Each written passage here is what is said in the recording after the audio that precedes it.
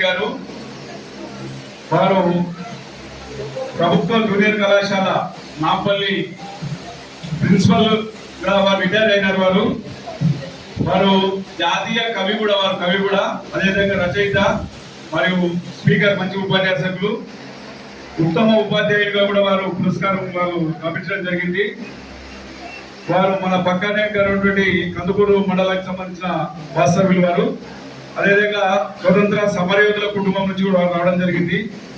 ప్రస్తుతం వారు రిటైర్ అయిన తర్వాత ఈ ధార్మిక కార్యక్రమాలు, ఆధ్యాత్మిక కార్యక్రమాలు అంటే భగవద్గీత మీద కూడా వాళ్ళు ఉపన్యాసం ఇస్తూ, అదేవిధంగా దాని మీద సొంతంగా కూడా రీసెర్చ్ చేసి కూడా యూట్యూబ్ లో కూడా వారి యొక్క ఈ భగవద్గీత మీద కూడా ప్రవచనాలు ఉన్నాయి. మన ఇటువంటి సంఘం ఉంది, కుబేర సంఘం కల్వకుర్తిలో వారు మన ప్రిన్సిపాల్ గా అక్కడ పనిచేస్తున్నప్పుడు కూడా వారిని ఈ సంఘాలకు కూడా ఆహ్వానించడం జరిగింది. దాంట్లో మాకు పరిచయం కావడం జరిగింది. ఈ సమావేశం కూడా ఇట్లా 25 సంవత్సరాల శిలోజుబి వేడుక ఉంది, అమీర్పేటలో రావాలి సార్ మీరు అంటే తప్పకుండా వస్తానని చెప్పడం జరిగింది. వారికి ఈ సందర్భంగా కూడా ప్రత్యేకంగా ధన్యవాదాలు తెలియజేస్తూ మన మహాసభను ఉద్దేశించి మాట్లాడవలసిందిగా వారిని కోరుతున్నాను.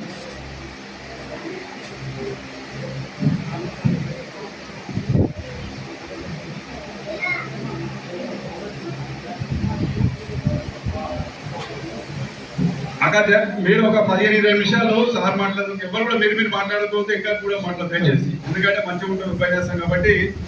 ఈ 20 నిమిషాలు వాకి ఎవరు మాట్లాడదు, తర్వాత ఈ ఫోన్లో ఏమన్నా ఉన్నారు తర్వాత మాట్లాడండి.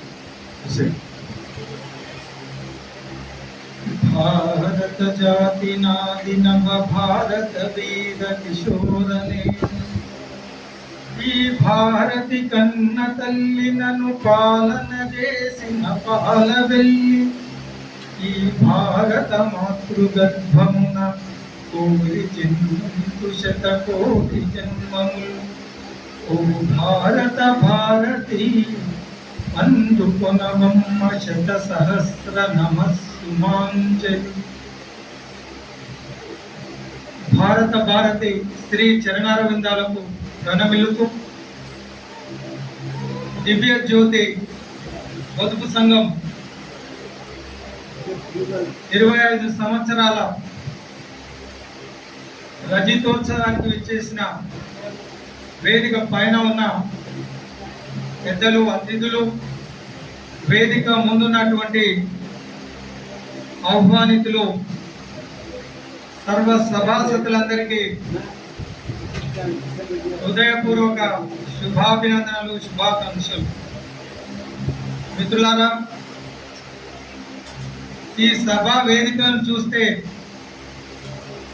Face is the index of the mind అన్నట్టు ఈ పొదుపు సంఘం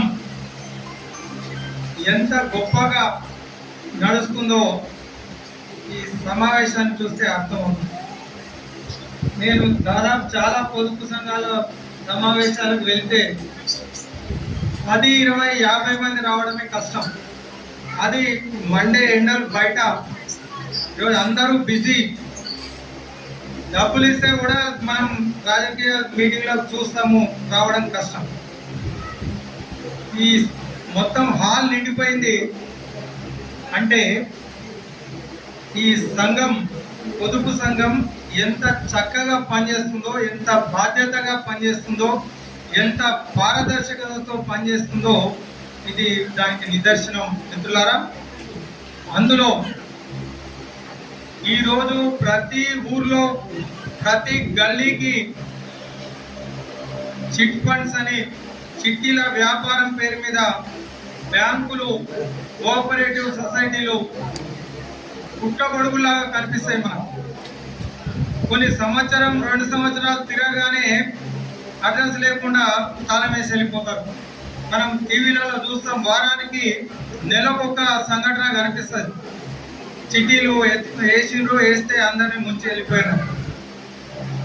మరి ఒక సంస్థ 25 సంవత్సరాలుగా ఇంతమంది నమ్మకాన్ని చూరగొన్నది అంటే ఆ సంస్థ యొక్క గొప్పతనం దీనివల్లనే అర్థమవుతుంది. మిత్రులారా, ఈరోజు బ్యాంకులు కూడా మోసం చేస్తున్నాయి. మీరు టీవీ చూస్తే నేషనలైజ్డ్ బ్యాంక్ అంటే మనకు నమ్మకం ఉంటుంది, కానీ అందులో మేనేజర్స్ కూడా లాకర్లలో ఉన్నాయి తీసుకుపోవడం, అకౌంట్స్ లో ఉన్న డబ్బులు ఖాతాదారులకు సంబంధం లేకుండా వాటి దారి మళ్లించే సంఘటనలు మనం చూస్తున్నాం. కానీ ఈ సహకార భారతి అన్నది ఒక ప్రత్యేకమైనటువంటి సంస్థ.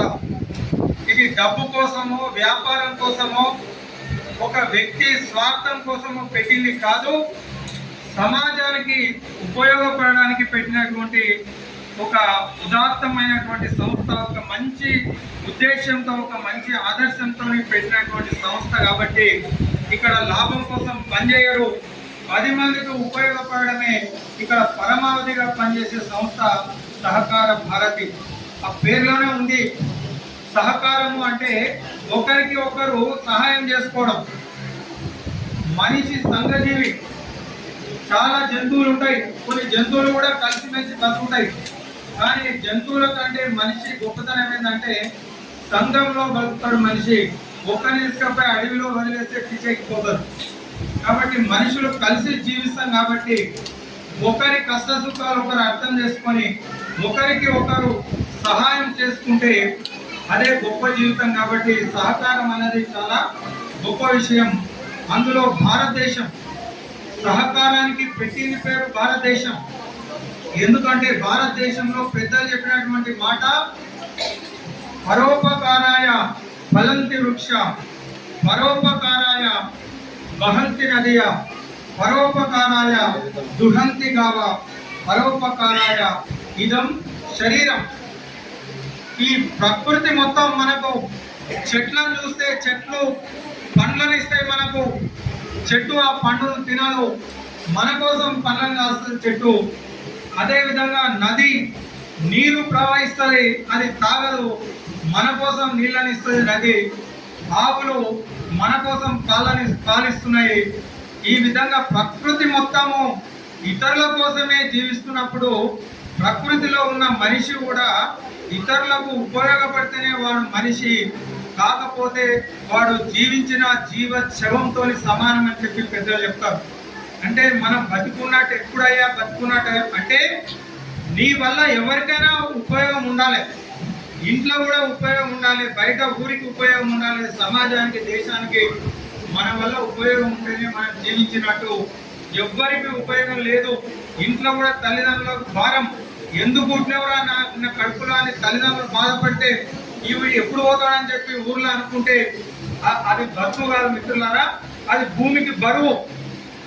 ఆ విధంగా జీవించొద్దు అని చెప్పి మన పెద్దలు చెప్పినట్టు గొప్ప ఆదర్శంతో ఈ సహకార భారతిని ఏర్పాటు చేసి దాన్ని ఇంత చక్కగా నడిపిస్తున్నటువంటి మిత్రులు శ్రీ అధ్యక్షులు చాకలి చెన్నయ్య గారు, శ్రీమతి చేబూరి శారద ఉపాధ్యక్షులు శ్రీ గండి రమేష్ గారు కార్యదర్శి గారు, వర్కల కృష్ణ గారు సహాయ కార్యదర్శి, శ్రీమతి బస్వ శశికళ గారు కోశాధికారి, భాగ్యమ్మ గారు, ఆండాలు గారు, లావణ్య గారు, వీరేష్ గారు పాలక సభ్యులు, ఈ కార్యక్రమానికి విచ్చేసిన అతిథులు బండ నరసింహ గారు, అభ్యుదయ సమాఖ్య అధ్యక్షులు మల్రెడ్డి మైపాల్ రెడ్డి గారు ఉపాధ్యక్షులు, శ్రీనివాస్ చారి గారు డైరెక్టర్, రోల్ల బాలరాజు గారు మిత్రులు, మాకు చిరకాల పరిచయం మంచి సేవాభావం ఉన్నటువంటి వ్యక్తులు. తర్వాత శ్రీకాంత్ గౌడ్ గారు అభ్యుదయ సమాజం డైరెక్టర్, సమాఖ్య డైరెక్టర్, బాలరాజు గారు, శ్రీని గారు, మా సోదరులు మండంగారెడ్డి గారు, ఇంకా వేదికపై ఉన్నటువంటి సోదరులు సోదరి మనులు, వేదిక ముందున్నటువంటి మాతృమూర్తులు. చాలా సంతోషించదగ్గ విషయం ఏమిటంటే ఎక్కడ కూడా తల్లులు చాలా తక్కువ కనిపిస్తారు. ఎందుకంటే వాళ్ళకి ఇంట్లోనే చాలా పని ఉంటుంది. ఆలయాన వెలసిన దేవుని రీతి ఇల్లాలే ఈ జగతికి జీవన జ్యోతి. మన భారతదేశం గొప్పతనం అంతా తల్లులే. వాళ్ళ వల్లనే ఈ భారతదేశం ఈరోజు ప్రపంచంలో తలెత్తుకొని జీవించగలుగుతుంది. ప్రపంచంలో భారతదేశానికి ఒక ప్రత్యేకత ఉంది అంటే అది మన తల్లుల వల్లే. యా దేవి సర్వభూతేషు శక్తి రూపేణ సంస్థిత యా దేవి సర్వభూతేషు జ్ఞాన రూపేణ సంస్థిత యా దేవి సర్వభూతేషు మరి ఐశ్వర్య రూపేణ సంస్థిత. నమస్తస్యై నమస్తస్యై నమస్తస్యై నమో నమః అన్నట్టు మిత్రులారా, ఎవరికైనా అందరికీ అవసరం పడేది డబ్బు. ధనం మూలం ఇదం జగత్ అన్నారు పెద్దోళ్ళు.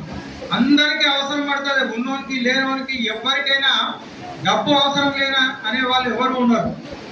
కాబట్టి ఆ డబ్బు అంటే ఏంటి? లక్ష్మి, ఐశ్వర్యం. ఐశ్వర్యాన్ని మనం లక్ష్మీదేవితో సమానంగా కొలుస్తాం, అమ్మవారితో కొలుస్తాం అన్నట్టు. అంటే భారతదేశంలో స్త్రీలకు ఎంత గౌరవం ఉంది అంటే, ఐశ్వర్యం ఎవరు అంటే లక్ష్మీదేవి. అంటే ఒక స్త్రీ, ఆమె అనుగ్రహం ఉంటేనే డబ్బు వస్తుంది, ఐశ్వర్యం వస్తుంది. ఆ వచ్చిన డబ్బు ఎట్లా డబ్బును సంపాదించాలి అంటే తెలివి కావాలి. తెలివి ఎవరు ఇస్తారు? సరస్వతి ఇస్తారు. అంటే మళ్ళీ ఒక తల్లి. తెలివి రావాలంటే మనిషికి పశువుకు విద్యా విహీనం పశు సమానం. జ్ఞానం లేకపోతే పశువుతో సమానం. కాబట్టి ఆ జ్ఞానం కూడా ఇచ్చేది ఒక తల్లి. మరి ఆ జ్ఞానంతో డబ్బు సంపాదిస్తాం. సంపాదించిన డబ్బును కాపాడుకోవాలి. మనకు శక్తి లేకపోతే పక్కోడే నెత్తిన ఒకటి గుంజుకొని పోతాడు. కాబట్టి సంపాదించాలంటే తెలివి కావాలి. ఆ సంపాదించిన డబ్బును కాపాడాలంటే శక్తి కావాలి. మరి తెలివి కావాలన్నా సరస్వతి అనుగ్రహం ఉండాలి, అంటే ఒక తల్లి అనుగ్రహం ఉండాలి. ఐశ్వర్యం రావాలంటే లక్ష్మీదేవి అనుగ్రహం ఉండాలి. ఆ వచ్చిన డబ్బు సంపాదించిన దాన్ని కాపాడుకోవాలంటే ఆస్తి, శక్తి కావాలి. ఆ శక్తి దుర్గాదేవి. అంటే మిత్రులారా, ఈ దేశంలో స్త్రీకి అంత గౌరవం ఉంది, దేవతలాగా పూజిస్తాము. మన అందరికీ అవసరమైన ఆ డబ్బు కావచ్చు, జ్ఞానం కావచ్చు, శక్తి కావచ్చు, అమ్మవారి నుంచి మనకు వస్తుందని చెప్పి మన పెద్దలు చెప్పినట్టు, అలాంటి ఒక స్త్రీ కనుక ఒక చక్కటి బాధ్యతగా ఉన్నట్టయితే కుటుంబాన్ని మొత్తం ఒక స్త్రీ. అందుకే ఈ ఇల్లును చూసే కంటే ముందు ఇల్లాలని చూడు అని చెప్తారు. అంటే ఇల్లాలు బాగుంటే ఇల్లు బాగుంటుంది, భర్తను సరిగ్గా చూస్తుంది, పిల్లలను సరిగ్గా పెంచుతుంది, అత్తమామకు సేవ చేస్తుంది. ఒక కుటుంబం ఆదర్శవంతంగా ఉంటే ఆదర్శవంతమైన సమాజం ఏర్పడుతుంది. వాళ్ళు దొంగలు, లంగలు, లప్పంగలు, మందిరం ముచ్చటోళ్ళు తయారు కావద్దంటే అది తల్లి చేతిలో ఉంటుంది. కాబట్టి తల్లులకు అంత బాధ్యత ఉంది మిత్రులారా. ఇక్కడికి ఇంతమంది తల్లులు రావడం చాలా సంతోషించదగ్గ విషయం. ఎందుకంటే అంత తల్లి మించింది ఇంకొకటి ఉండదు మిత్రులారా. అనురాగం ఆత్మీయత అసలు పేరు అమ్మ, ఓర్పునకు అర్పణకు ఆనవాలు అమ్మ. అనురాగం ఆత్మీయత అసలు పేరు అమ్మ, ఓర్పునకు అర్పణకు ఆనవాలు అమ్మ. ప్రతి మనిషి పుట్టుకకే పట్టుకొమ్మ అమ్మ, ప్రతి మనిషి పుట్టుకకే పట్టుకొమ్మ అమ్మ. ఈ లోకమనే గుడి చేరగా తొలివాకిలి అమ్మ. ఓపిక అంటే భూదేవికి ఉన్నంత ఓపిక ఎవరికి ఉంటుంది అంటే మళ్ళీ ఒక స్త్రీ, ఒక తల్లికే ఉంటుంది. అలాంటి ఓపిక, ఓదార్పు, అనురాగం, ఆత్మీయత, ప్రేమ. అంటే తల్లిది ప్రేమ. పిల్లవాడు పెద్దవైనాక తిండి పెట్టడా అని చూడదు. నా కొడుకు, నా బిడ్డ బాగుంటే చాలని చెప్పి సర్వస్వాన్ని అర్పించేది ఒక తల్లి మాత్రమే. పెద్దవైనాక వాళ్ళు తిండి పెట్టినా పెట్టకపోయినా, పిల్లలు నాకు తిండి పెట్టలేదు, వాడు నాశనం అయిపోయాడని చెప్పి ఏ తల్లి కోరుకోదు. ఆమెకు ఏమీ చేయకపోయినా సరే నా పిల్లలు బాగుండాలని కోరుకుంటుంది. పిల్లలు పైకి వస్తే సంతోషపడుతుంది. అమ్మదనమున ఎంత కమ్మదనముందిరా, అమ్మదనమున ఎంత కమ్మదనముందిరా, అమృతముకే ఆమె తీపి నేర్పిందిరా. ఆమె ఎదపై పడవలే ఎక్కి తొక్కినా, కడకు చేపలు డొక్కలో దూరి నిక్కినా. ఆనకట్టల ఊపిరాడకే వేసిన, వంతెనలతో గొంతు నులిమి బాధించిన. పిల్లలు ఎన్ని కష్టాలు పెట్టినా సస్య సంతానాలు ఎదిగి ఒదగాలని, సస్య సంతానాలు ఎదిగి ఒదగాలని అని శుభముగా తలచి అనువనువు పొంగు అమ్మదనమున ఎంత కమ్మదనముందిరా, అమృతమ్ముకే ఆమె తీపి నేర్పిందిరా. అట్లా నా పిల్లలు బాగుండాలి అని చెప్పి కోరుకునే తల్లి, ఆ తల్లి బాగుంటే మనం అంతా బాగుంటాం మిత్రులారా. ఇంతమంది తల్లులు ఇక్కడికి వచ్చినందుకు నాకు చాలా సంతోషం అనిపిస్తుంది. ఆ మధ్య 10 సంవత్సరాల క్రితం ప్రపంచం ఆర్థిక సంక్షోభాన్ని ఎదుర్కొంది. అంటే అన్ని దేశాలు డబ్బు లేక విలవిల కొట్టుకున్నాయి. ఇక భారతదేశం ఏమైపోతుందో అని చెప్పి అందరూ ఆందోళన చెందారు. కానీ భారతదేశానికి ఏమీ కాలేదు. అసలు ఆర్థిక సంక్షోభం గురించి కూడా మనకు తెలియదు. ఎందుకో తెలుసా? అది మీ వల్ల, ఈ దేశంలో ఉన్నటువంటి తల్లుల వల్ల ఈ దేశం ఆర్థిక సంక్షోభం నుంచి బయటపడగలిగింది. ఎందుకయ్యా అంటే మన తాతలు ముత్తాతలు మనం నేర్పించారు, భర్త ప్రయోజకుడైనా పనికిమాలినోడైనా సరే, వాడు తాగుబోతోడైనా సరే, కుటుంబాన్ని మొత్తం తన భుజాల మీద ఎత్తుకొని కుటుంబాన్ని నడిపించే వ్యక్తి ఎవరయ్యా భారతదేశంలో అంటే ఒక తల్లి. అందుకనే స్త్రీల గురించి చాలా చెప్పినాయి మన శాస్త్రాలు. ఎందుకంటే తల్లి బాగుంటే ఇంకా అందరిని చూసుకుంటారు, ఆమె భర్తను చూసుకుంటుంది, పిల్లలను చూసుకుంటారు. అందుకే కార్యేషు మంత్రి కరణేషు, కార్యేషు దాసి కరణేషు మంత్రి భోజ్యేషు మాత శయనేషు రంభ గృహేచ లక్ష్మి మరి క్షమయ ధరిత్రి అని చెప్పి ఒక స్త్రీ లక్షణాలు ఇట్లా ఉండాలని చెప్పి పురుషుల లక్షణాలు చెప్పలేదంటే ప్రాధాన్యత స్త్రీకి ఉంది. స్త్రీ బాగుంటే a woman can take care of entire family.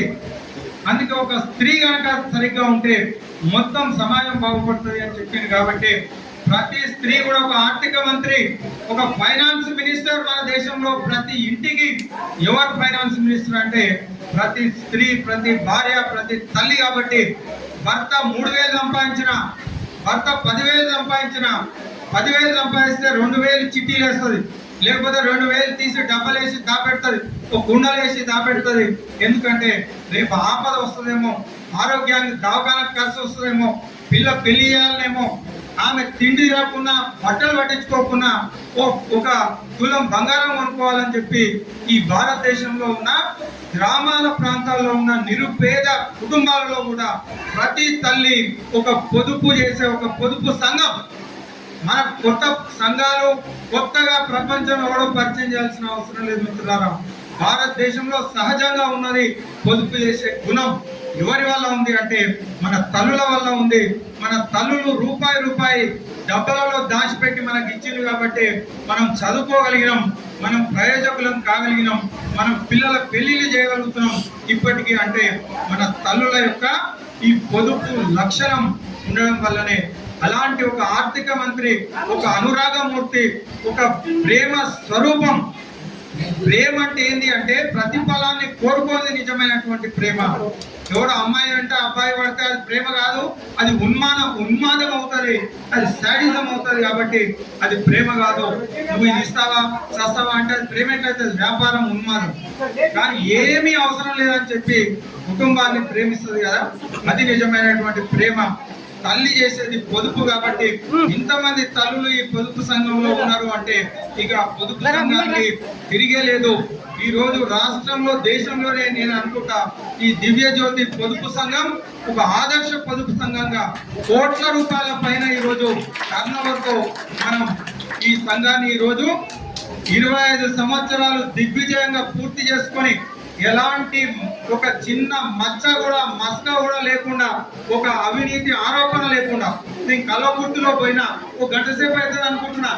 ఎందుకంటే ఆ బడ్జెట్ ప్రవేశపెట్టింది కదా, ఎంత పోటీ ఉంటుందో, ఎన్ని ప్రశ్నలు అడుగుతారో, ఎంత గందరగోళం జరుగుతుందో అని అనుకుంటున్నాను. ఇంకా గంట అయితే ఎట్లా దీని మీద చర్చ. ఒక్కరు కూడా దీని మీద ఆబ్జెక్షన్ చెప్పలేదంటే ద క్రెడిట్ గోస్ టు పాలక వర్గం. ఎంత నిష్పక్షపాతంగా పారదర్శకంగా అందరికీ అర్థమయ్యే విధంగా వాళ్ళ మీద అంత నమ్మకం ఉంది కాబట్టి ఒక్కరు కూడా లేచి ప్రశ్నలేదు. ఈడ ఇది రాసిండ్రు, ఇది ఎట్లా రాసిండ్రు, ఇది మాకు అర్థం చెప్పాను అని కూడా అడగలేదంటే వీళ్ళ మీద ఉన్నటువంటి నమ్మకం మనకు తెలియజేస్తుంది. అందుకే 25 సంవత్సరాలు ఒక సంస్థ దిగ్విజయంగా పూర్తి చేసుకుని రజతోత్సవాన్ని జరుపుకుంటూ ఉంది అంటే ఆ సంస్థలో ఉన్నటువంటి వ్యక్తుల యొక్క గొప్పతనం, వాళ్ళ యొక్క త్యాగం, వాళ్ళ యొక్క సేవ దీనికి నిదర్శనంగా మనం దీన్ని గుర్తించవచ్చు. మిత్రులారా, ఇక వెనకటికి చాలా కష్టాలు పడేవాళ్ళు మన వాళ్ళు. వ్యవసాయానికి పెట్టుబడి ఎరువులు తీసుకురావాలంటే అప్పు, పిల్ల పెళ్లి చేయాలంటే అప్పు, దవాఖానకు పోతే అప్పు. ఈ అప్పు ఎవరు ఇచ్చేదయ్యా అంటే అప్పుడు బ్యాంకులు లేవు, సహకార సంఘాలు లేవు కాబట్టి ఊళ్ళో ఉన్న షాపుకారులు లేకపోతే వ్యాపారస్తులు దగ్గరకు పోతే 2 రూపాయలు, 3 రూపాయలు, 5 రూపాయలు ఈ అవసరాన్ని బట్టి 10 రూపాయలు మిత్తిలోకి తీసుకొని వచ్చి ఉన్న ఆస్తులు అప్పు కట్టడం, తర్వాత దాని వడ్డీ కూడా కట్టలేక లాస్ట్కు పొలాలు, ఇల్లు కూడా అమ్ముకున్న వాళ్ళు ఎంతో మంది ఉన్నారు. అలాంటి ఆపద నుంచి తప్పించడానికి బ్యాంకుకు వెళ్తే కూడా మనకు రకరకాల షూరిటీస్ అడిగి మనకు ఈ వెంటనే మనకు అవసరమైన డబ్బు వాళ్ళు ఇవ్వకపోవచ్చు. కానీ మేమున్నాం, సహకార భారతి ఒకటి ఉంది, మీ అవసరాలను తీర్చుతుంది అని చెప్పి మన గ్రామీణ ప్రాంతంలో మన ఊర్లో ఒక సహకార సంఘాన్ని స్థాపించి మధ్యరాత్రి మనకు ఆపద వస్తే మేము ఆదుకుంటామని చెప్పి మనకు సహకార భారతి రావడం, చిన్న చిన్న పొదుపు మన గిన్నెలలో, కుండలలో 100, 200, 500 దాచుకుంటే అవి భద్రంగా ఉండయో కానీ సహకార భారత్లో కనుక నెల మనం దాచుకున్నటువంటి డబ్బు అది దినదిన ప్రవర్ధమానం పెరుగుతుంది తప్ప అది తరగదు. ఎవడో దాన్ని మోసం చేసి వాడు తాళం వేసి దుకాణం బంద్ చేసి వెళ్ళిపోడు. ఒక నమ్మకంతో ఉంది కాబట్టి ఇది ఒక సేవాభావంతో అఖిల భారతీయ స్థాయిలో దీని మీద ఆడిటర్స్ ఉన్నారు. ప్రతి రూపాయిని ఇవి అసలు మీటింగ్లలో ఛాయలు కూడా వీళ్ళు లెక్కలు రాయరు, నాకు తెలుసు. వాళ్ళ సొంత డబ్బులు పెట్టుకుంటారు, ఛార్జీలు కూడా వాళ్ళ సొంత డబ్బులు పెట్టుకొని వస్తారు. అలాంటి త్యాగమూర్తులతోటి ఏర్పాటు చేయబడ్డటువంటి సంస్థ కాబట్టి మన ప్రతి రూపాయికి 2 రూపాయలు అయ్యే విధంగా ఈ సంస్థలో మనం పెట్టుబడులు పెడుతూ ఉన్నాం. సహకారం, మన డబ్బును పొదుపు చేసుకుంటూ ఉన్నాం.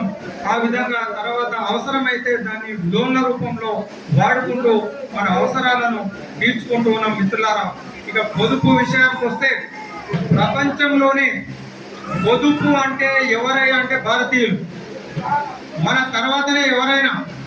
ఎందుకంటే ఒక బనీని కొనుక్కుంటాం, మనం బనీని కొనుక్కొని 5-6 నెలలు తొడుగుతాం.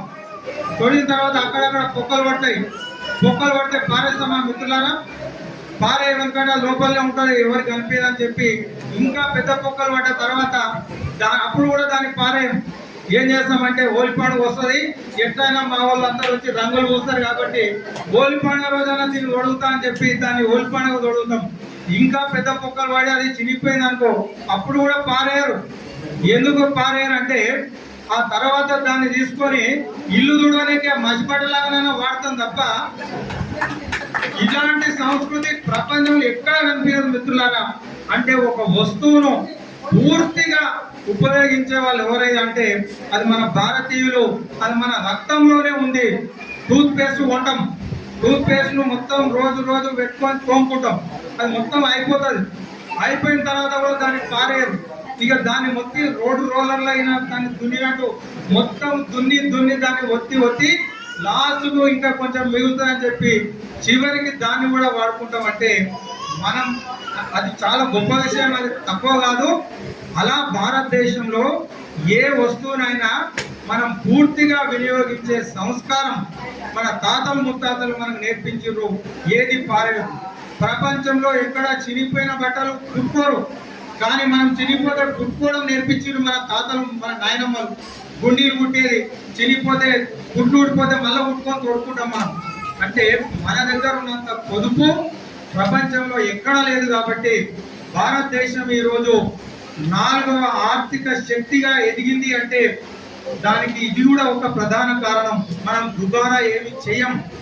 ఈ మధ్యలో జరుగుతుంది ఆవేశం కాదురా, ఆలోచన చెయ్యాలి, ఆర్భాటం వద్దురా, ఆదర్శం చూపాలి అన్నది మన పెద్దలు చెప్పినటువంటి సిద్ధాంతం. అయితే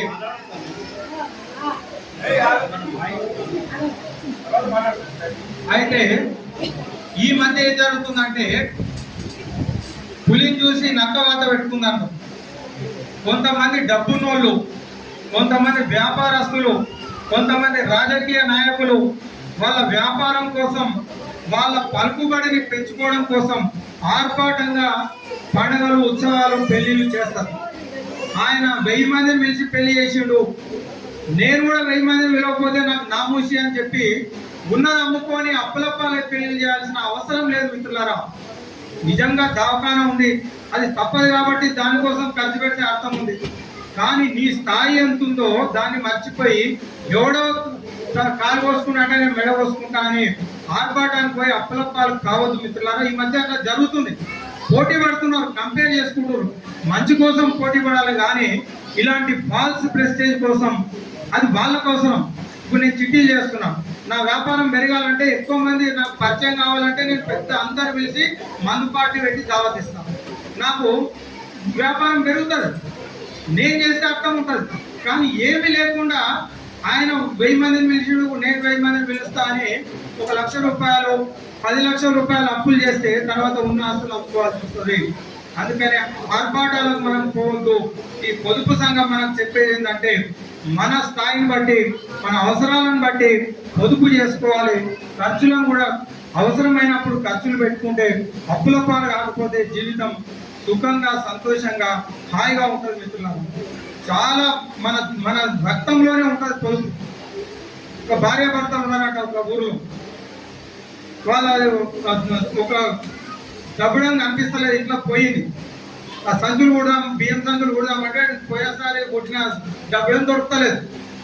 డబ్బులం పోయిందని ఇద్దరు అనుకున్నారు. ఇవాళ శనివారం గుడికి పోదాం కానీ ఆంజనేయ స్వామి, వెంకటేశ్వర స్వామి గుడికి పోయి ఇద్దరు మొక్కుతున్నారు.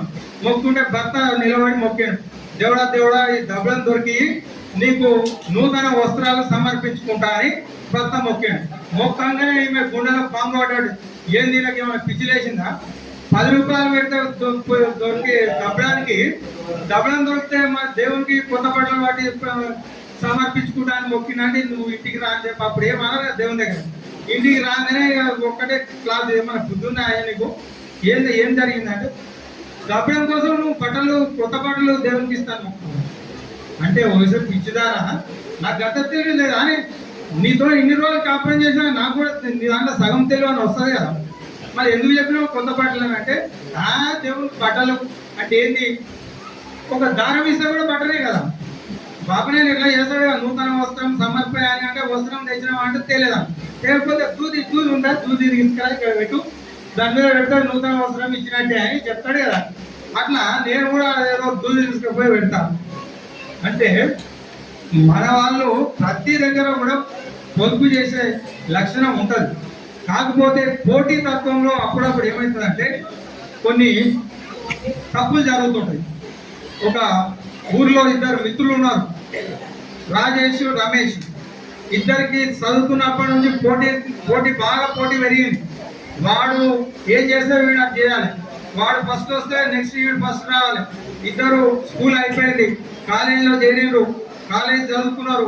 ఇద్దరు రియల్ ఎస్టేట్ బిజినెస్ స్టార్ట్ చేసిర్రు, బాగా డబ్బు సంపాదించారు. ఇద్దరు పెళ్లి చేసుకున్నారు, ఇద్దరు పక్కనే ఇల్లు కట్టుకున్నారు, 2 కార్లు కొనుక్కున్నారు. ఆయన ఏ కారు కొడితే ఆయన కంటే మంచి కారు ఈయన కొనుక్కున్నారు. ఇట్లా పోటీ బాగా నడుస్తుంది. ఒకసారి రాజేష్ హిమాలయాలకు బయలుదేరింది. ఆ భార్యలు ఉంటే వాళ్ళు మాట్లాడుకున్నారు, కాంపౌండ్ వాళ్ళు. ఏమైనా చూసినావా, మీ ఫ్రెండ్ హిమాలయాలో పోతున్నాడు అంట. అమ్మ వాడు హిమాలయాలో పోతున్నాడు, ఎందుకు పోతున్నాడు? ఢిల్లీ అంటే ఏదైనా బిజినెస్ ఏమో కానీ పోయిపోయి వాడు హిమాలయాలకు ఎందుకు పోతున్నాడు, నేను కూడా పోవాలి అని ఆయన ఈయన కూడా పోయాడు. ఇద్దరు పోయిన హిమాలయాలలో కేదార్నాథ్ అవతల దాటిపోయి ఆ మధ్యలో నరేంద్ర మోడీ గుహలో పోయి తపస్సు చేసింది. రమేష్ పోయి ఒక గుహలో కూర్చున్నాడు, తపస్సు చేసింది. అమ్మ వీడు తపస్సు చేస్తున్నాడు అని చెప్పి దానికి ఎదురుగా ఇంకో గుహలోకి పోయి రాజేష్ ఈయన కూడా రమేష్ కూడా కూర్చొని తపస్సు చేస్తారు. ఈ రాజేష్, రమేష్ ఘోరమైన తపస్సు చేసినారు. దేవుడు ప్రత్యక్షమైన ఫస్ట్ రాజేష్ దగ్గర పోయింది. అయ్యా ఏంది, ఎందుకు ఇట్లా తపస్సు చేస్తున్నావు? మొత్తం లోకాలను అలకల్లోలం అయిపోతున్నాయి మీ తపస్సుకు, ఏంది నీ కోరిక అని అడిగింది. సార్ నా కోరిక తర్వాత చెప్తా నేను. ఆ ఎదురుగా వాడు చూస్తున్నాడు మా దోస్తు, వాడు చిన్నప్పటి నుంచి వాడు నాకు పోటీ, ముందు వాని దగ్గర పోండి సార్. వాడు ఏం అడిగితే దానికి 2 రేట్లు డబల్ నాకు ఇవ్వండి. వాడు 100 కోట్లు అడిగితే నాకు 200, వాడు 1000 కోట్లు అడిగితే నాకు 2000, వాడు 100 కార్లు అడిగితే నాకు 200 కార్లు. ఇక ఏమడిగినా నాకు వానికంటే డబుల్ అయిపోతుంది. కాబట్టి ఇది ఫైనల్ ఫైట్, ఇప్పటికి తేలిపోవాలి. ఇక వాడా నేనా గొప్ప ఎవరు గొప్ప అనేది తేలిపోవాలని వాడికి పోయి అడుగుంది. వాడు ఏం అడిగితే దానికి డబల్ నాకు ఇవి. ఇది ఎక్కడ వింత కోరికరా భూమి మీద అని, మంచిది తదాస్తు అని చెప్పి వీనికి చెప్పిండు. రాజేష్కి చెప్పి ఆయన దగ్గర అయ్యే ఏంది నీ కోరిక ఏంది అని అడిగి వాడు సార్ ఇప్పుడు నేను కళ్ళు తెరిచి చూసినా ముందు వాళ్ళ దగ్గర పోయిన మీరు వాడు ఏదో కోరుకున్నాడు, మీరు వాడు ఏం కోరుకున్నాడో చెప్పండి సార్ ఫస్ట్, చెప్తే నేను కోరుకుంటాను. ఇది విచిత్రంగా ఉన్నారేమో నాయన మీరు అని చెప్పిండు. ఆడికి ఇట్లా కోరుకున్నాడు, నీవు ఏం కోరుకుంటే ఆయనకు డబ్బులు కావాలంట 2 అమ్మ ఇంత పెద్ద కుట్ర చేసిండు సార్. ఇన్ని రోజులు కాంపిటీషన్ నడిచింది కానీ ఇప్పుడు చాలా పెద్ద కుట్ర చేసిండు వీడు. అట్లా అయితే నాది ఒక కను వీకెండ్ సార్ అని చెప్పి ఇంత కష్టపడి, అంటే మనుషుల మనస్తత్వం అసూయ ఎట్లా ఉంటుందో, అసూయ వల్ల మనిషి పతనం అయిపోతాడు మిత్రులారా.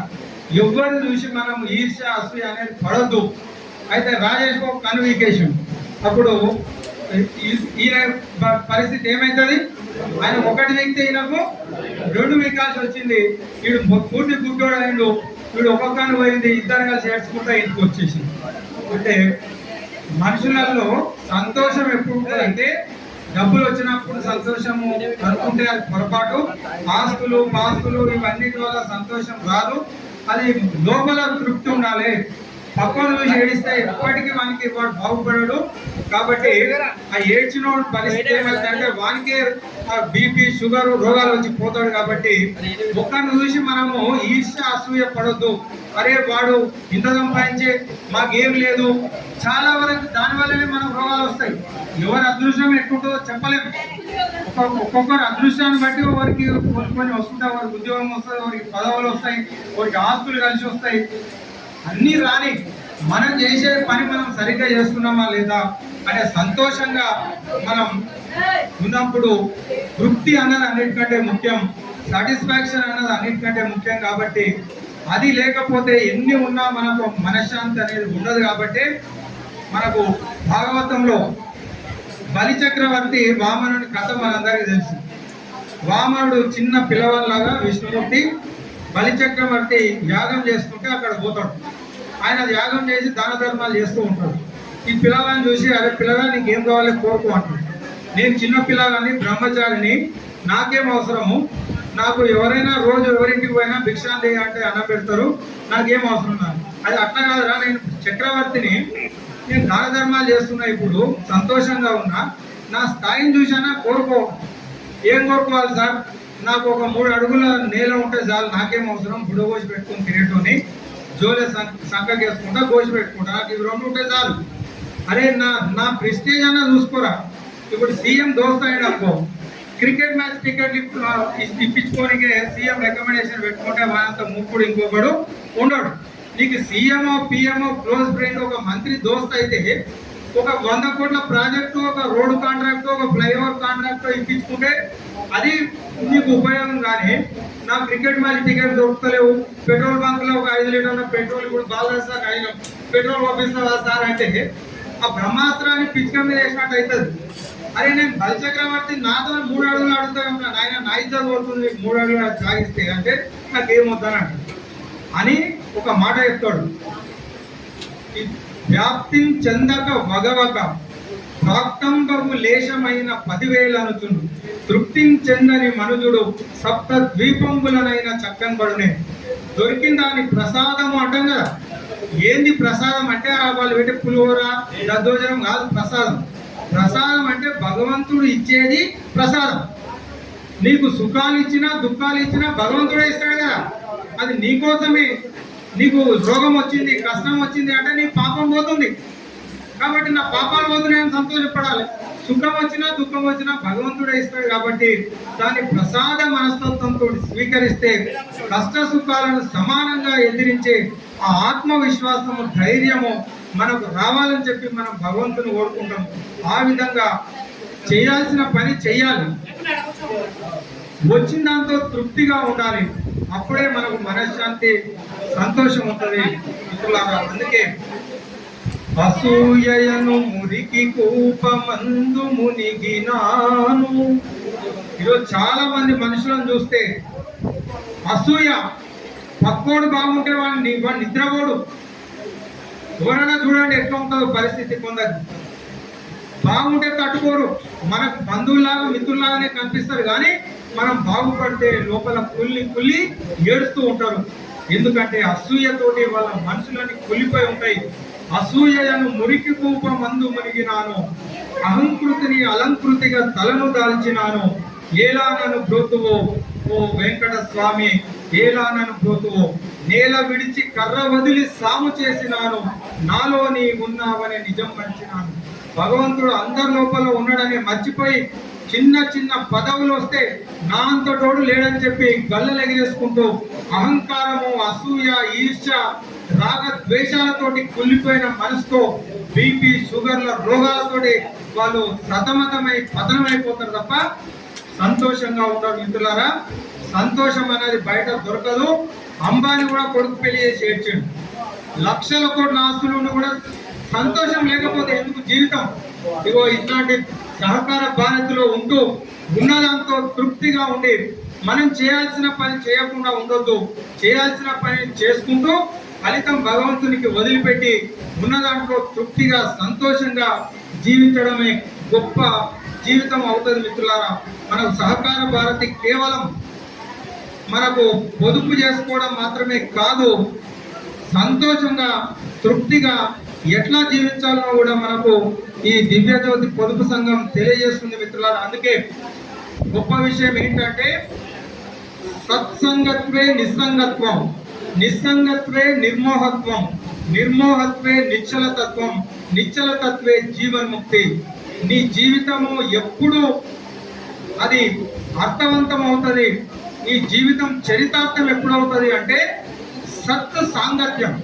నువ్వు ఎవరితోని కలిసిమెలిసి తిరుగుతున్నావు, తాగుబోతులతో తిరిగితే ఏమవుతుంది? వాళ్ళ జీవితం పతనం అవుతుంది. చెడ్డ వాళ్ళతో సావాసం చేస్తే జీవితం పతనం అవుతుంది, మంచి వాళ్ళతో సావాసం చేస్తే జీవితము ఉద్ధరించబడుతుంది. అందుకే ఇద్దరు బిచ్చగాళ్ళు ఉన్నారనుకోండి, ఇద్దరు బిచ్చగాళ్ళు మీటింగ్ పెట్టుకొని కలిస్తే ఏం మాట్లాడుకుంటారు? అరే, మన శనివారం రోజు వెంకటేశ్వర స్వామి దేవాలయంలో నా స్వామి రంగా ఏం ప్రసాదం పెట్టిర్రా, ఏం ప్రసాదం పెట్టిర్రా, అట్లా అంత బాగుందారా అంటే అవును వీడు అంటాడు, అరే నీకు తెలియదు శుక్రవారం రోజు మస్జిద్ దగ్గర పోరా, అరే మస్జిద్ దగ్గర పోతే ఏం అసలు మొత్తం ఇవన్నీ తీసుకొచ్చేసేవాడు అంటే పిచ్చగాళ్ళు ఏం మాట్లాడుకుంటారు అంటే గిరే మాట్లాడుకుంటారు. నేను బాలనాలో పనిచేసినప్పుడు కాలేజీ ముందర ఒక చెట్టు ఉంటుండే, ఆ చెట్టు దగ్గర కూర్చొని పంచాయతీ పెట్టుకుంటుండే. ఒక ఆయన అంటుండు అల్లునికి, అరే నీకు మహబూబ్ నగర్, జడ్చర్ల, బాలనగర్ రాసిచ్చిన కదా, రాసిచ్చిన, నువ్వు షాద్నగర్ ఎందుకు వచ్చినావురా? మనకు అర్థమవుతుంది, మొత్తం మహబూబ్ నగర్, జడ్చర్ల మొత్తం ఈయనదే ఉన్నట్టు 3 రాసిచ్చిండు ఆయన అల్లుని. లాస్ట్కు ఏంటి సార్ ఇది, వీళ్ళు బిచ్చగాళ్ళకున్నాడు, ఈయన 3 రాజ్యాలు రాసిచ్చినట్లు అంటే ఏం రాసిచ్చిండంటే ఆ ట్రైన్లో ప్రయాణం చేస్తుంటాడు వాడు మహబూబ్నగర్ ఎక్కి అడుక్కుంటా బాలనగర్ దిగిపోవాలి, బాలనగర్ దాటి షాద్నగర్ రావద్దన్నట్టు అది రాసిచ్చిండు. అల్లునికి పిడ్డనిచ్చి మొత్తం అడక తినడం, ఆడకెళ్ళి రంగా నువ్వు అడుక్కో అని రాసిచ్చిండు. అంటే ఎవరి స్థాయిని బట్టి వాళ్ళు మాట్లాడతారు కదా, వాళ్ళతో కలిస్తే కానీ ఉంటారు. ఇప్పుడు అంబానీ, అదానీ కలిసి అనుకో ఏం చెప్తాడు, అరే నేను సింగపూర్లో ఒక ఎయిర్పోర్ట్ కడుతున్నా, అది 2 లక్షల కోట్లతోటి చేస్తున్నాను. ఈయనేమంటాడు, నేను బెంగళూరులో కొత్త మెట్రో రైలు ప్రాజెక్టు పట్టుకున్నా అని చెప్తారు. ఈ విధంగా కాబట్టి ఎవరితో కలుస్తున్నాం అంటే మా మిత్రులు చెప్తున్నారు, మిత్రులారా భిక్షాలంటే తక్కువ కాదు, మనకు ఆది భిక్షువు వాడిని ఏది కోరేది, అసలు పరమేశ్వరుడే భిక్షువు. మనం అందరం భిక్షగాలమే. భిక్షగాలు కానోడు ప్రపంచంలో ఎవడు ఉండడు. ఎందుకంటే ఎవరినో ఒకరు అందరూ అడుక్కుంటాం. మన దేవుని దగ్గర పోయి అడుక్కుంటామా లేదా, మంత్రి దగ్గర పోయి అడుక్కుంటామా లేదా, పోలీస్ స్టేషన్లో పోతే నక్కలాగా ఆడ నుంచే వంగి వంగి దండాలు పెట్టుకుంటూ వస్తాం. కాబట్టి దాంట్లో తప్పవటాల్సిన అవసరం లేదు. ఒకసారి అక్బర్ దగ్గరికి ఒక ఆయన రాజు కదా అడుగుదామని పోతాడు. పోతే అక్బరు లోపలికి పోయిందని చెప్తాడు. ఎందుకు లోపలికి పోయినంటే ఆయన ప్రార్థన చేసుకుంటున్నాడు. ఈయన పోయి చాలాసేపు అయితే బయటికి రాకపోతే జన పోయి తొంగి చూస్తాడు, అయిపోయిందా ఇంకా అయిపోయిందా. ఆయన దేవుని అడుగుతుంటాడు, నాకు ఇది దేవుడా అది దేవుడా అని చెప్పి ప్రార్థన చేస్తుంటాడు. ఆయన చూసి వచ్చి వెళ్ళిపోతాడు. బయటకు వచ్చినాక ఏమైంది, ఎవరో వచ్చిరు కదా, ఎక్కడ పోయినంటే వెళ్ళిపోయాడు. మళ్ళీ పిలువమంటే పిలుస్తాడు.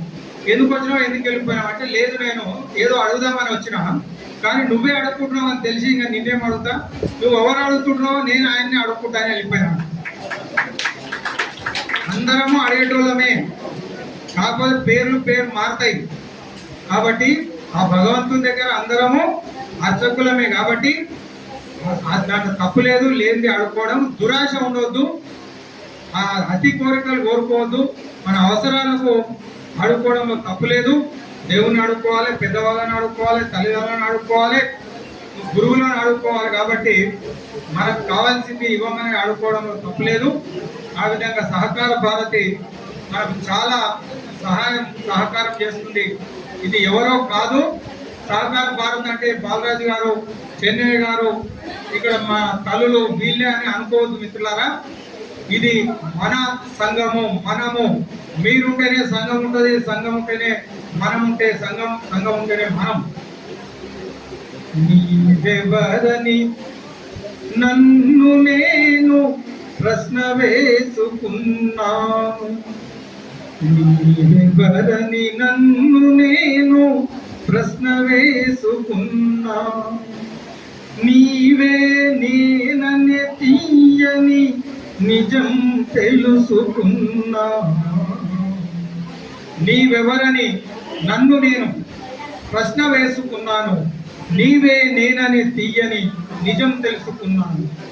పరిమళాల పదును నేను, పరిమళాల పదును నేను, పద్మము నీవైతే, అలికిడి గల అలను నేను, అంబుది నీవైతే. నీవెవరని నన్ను నేను ప్రశ్న వేసుకున్నా, నీవే నేననే తీయని నిజం తెలుసుకున్నా. పువ్వు లేకపోతే పరిమళం లేదు. పరిమళం పువ్వు ఉంటేనే ఉంటుంది. సముద్రం లేకపోతే అల లేదు. సో అల నేనే గొప్ప అనుకుంటే అల యొక్క అస్తిత్వం సముద్రం. సముద్రం ఎండిపోతే అలలు ఎక్కడికి వస్తుంది? పువ్వులే రాలిపోతే పరిమళం ఎక్కడి నుంచి వస్తుంది? అందుకే సహకార భారతి ఉంటే మనం ఉంటాం, మనం ఉంటే సహకార భారత్ ఉంటుంది. మిత్రులారా, మనం వేరు అనుకోవద్దు.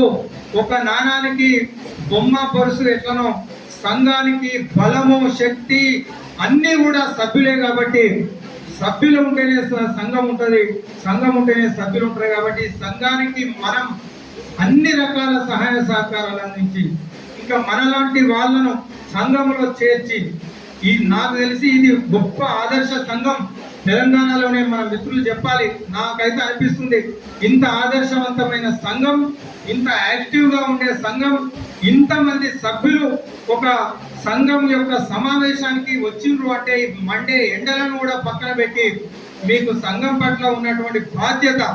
కేవలం డబ్బులు కడతాం కదా, మాకేం సంబంధం, ఎవరో ఉంటారు వాళ్ళు చూసుకుంటారు, వాళ్ళే నడిపిస్తారు అని ఉండకుండా మన బాధ్యతగా మీరు ఇక్కడికి రావడం అంటే చాలా సంతోషించదగ్గ విషయం మిత్రులారా. ఇదే బాధ్యత మనం చూపించాలి. మన సంఘాన్ని మనమే కన్న పిల్లలను ఎట్లయితే మనం పెంచి పోషిస్తామో, ఈ సంఘం కూడా మన కన్న పిల్లలాగా 25 సంవత్సరాలు పెంచిరు. ఇప్పుడు పెంచి ఇంకా దీన్ని ఈరోజు పెద్ద ఉత్సవం చేస్తున్నా అనుకుందాం. కొడుకుకు ఉద్యోగం వస్తే పెద్ద పండగ చేసుకున్నట్టు 25 సంవత్సరాల దిగ్విజయంగా ఉత్సవాన్ని జరుపుకుంటూ ఉన్నాం. ఇంకా దీని స్వర్ణోత్సవాలు, వజ్రోత్సవాల దిశగా 100 సంవత్సరాల వరకు మన తరతరాలకు ఈ సంఘం మరొక ప్రవర్ధమానం చెంది సమాజానికి ఎంతో ఉపయోగపడే విధంగా సంఘాన్ని ముందుకు తీసుకువెళ్ళాలని చెప్పి తప్పకుండా అది నెరవేరుతుందని నేను మనస్ఫూర్తిగా భావిస్తూ, మరి ఈ విధంగా మనం అనేక విధాలుగా ఈ సంఘం మనకు ఉపయోగపడుతుంది కాబట్టి దీన్ని కన్నతల్లి లాంటి దివ్యజ్యోతి పొదుపు సంఘాన్ని మనం ముందుకు తీసుకుపోవాల్సిన అవసరం ఉందని చెప్పి మిత్రులకు నాకు ఇందులో పాల్గొనే అవకాశం, నాది ఈ ప్రాంతమే, నేను పక్కనే కందుకూరు జైత్వారం గ్రామం మహేశ్వరం ఈ ఊర్లో పక్కన నాగిరెడ్డిపల్లిలో నేను 2-3 నెలలు పనిచేసిన కాబట్టి మన ప్రాంతం అంటే ఇంకా మనకు ప్రేమ అనేది ఉంటుంది మిత్రులారా. ఎక్కడికి పోయినా, ఏ దేశం ఎగినా, ఎందుకు అలిగినా, ఏ పీఠం ఎక్కినా, ఎవరేమైనా పొగడరా నీ తల్లి భూమి భారత్ని, నిలుపరా నీ జాతి నిండు గౌరవం. ఎక్కడ పోయి మాట్లాడొచ్చినా మనకు అంత తృప్తి ఉండదు. మన ఊరికి వస్తే మన వాళ్ళ మధ్యలో ఉండే ప్రేమ, నిజంగా మన నిష్కల్మషమైనటువంటి వ్యక్తులు మన ప్రాంతం వాళ్ళు, మన కుట్రలు కుతంత్రాలు తెలియదు. తెలంగాణలో ఇంకా నల్గొండ అక్కడ అయితే చాలా రాజకీయంగా ఆధిపత్య ఆలోచనలు ఉండొచ్చు, కానీ మన రంగారెడ్డి పాలమూరులో మంచి తెలివితేటలు ఉంటాయి. రంగారెడ్డి అంటే అమాయకులు. నేను 36 సంవత్సరాలు పనిచేసిన కదా, మనకు ఏమి తెలియని అమాయకత్వం. మనకు పెద్ద చదువులు లేవు, కాలేజీలు లేవు, ఏమి లేవు ఇక్కడ.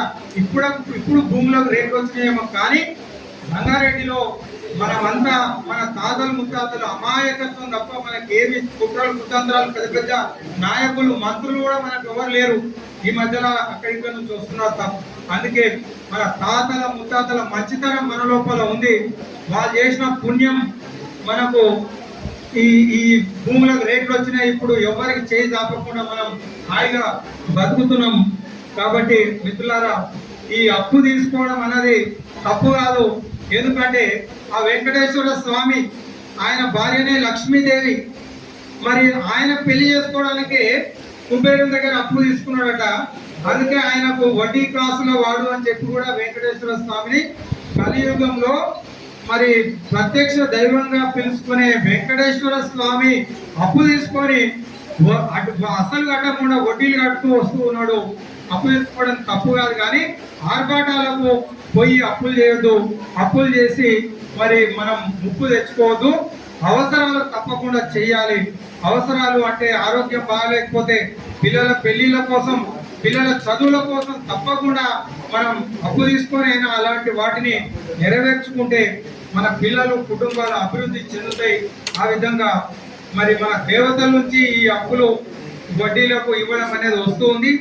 కేవలం నామమాత్రపు వడ్డీ, బ్యాంకుల కంటే కూడా తక్కువ వడ్డీ ఎక్కడ దొరకదు.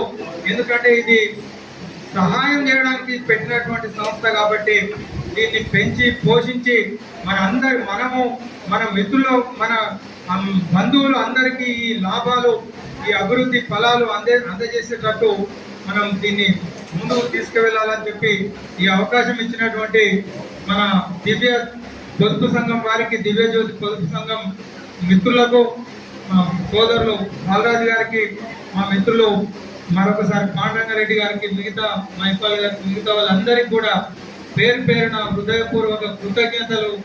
సోదరులారా, మిత్రులారా, మన ఊరికి నన్ను ఆహ్వానించినందుకు, మీతో కలిసి ఈరోజు కొన్ని మాటలు మాట్లాడుతున్నందుకు చాలా సంతోషం.